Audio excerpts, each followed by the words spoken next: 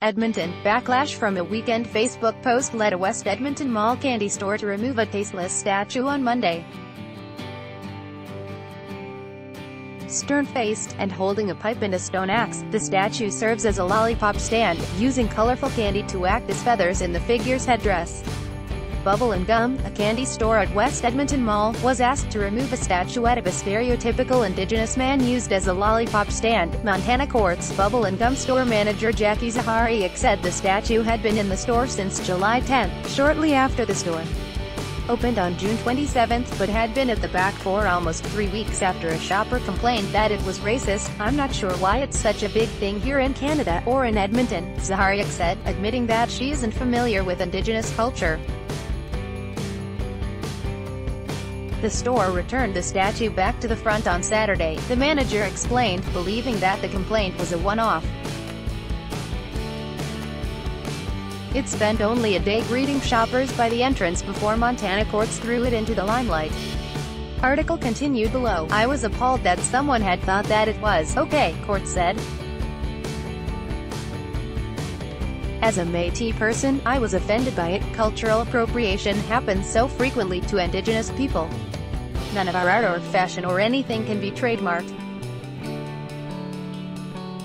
And the stoic Indian, like this statue, are always around, and push that harmful stereotype." Upset that the statue appropriates objects sacred to her culture, namely the headdress and what appears to resemble a peace pipe, court said she sought the store manager to complain, and was referred by an employee to the business's listing on Google before being asked her to leave, but not before snapping a shot of the statue, which she then posted to her Facebook account.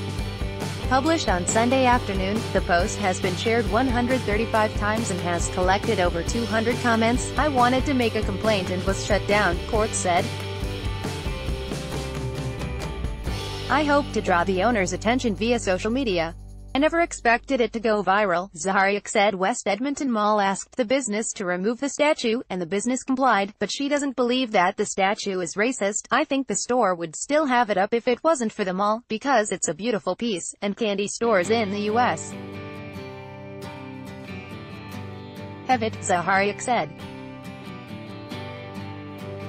"But now it's gotten blown right out of the water." Article continued. Bello asked what the West Edmonton Mall's position and policy is regarding on the statue. A spokesperson for the mall only supplied a statement saying that the business was cooperative in removing the statue from the premises.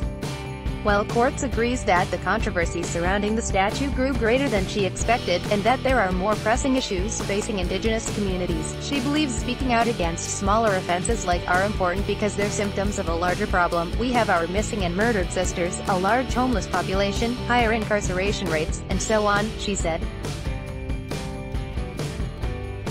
"But representation matters and people forget that or just choose to ignore it." Courts added that she's glad that the store has put the statue into storage, but she would have preferred to address the store's manager or owner directly instead of resorting to social media.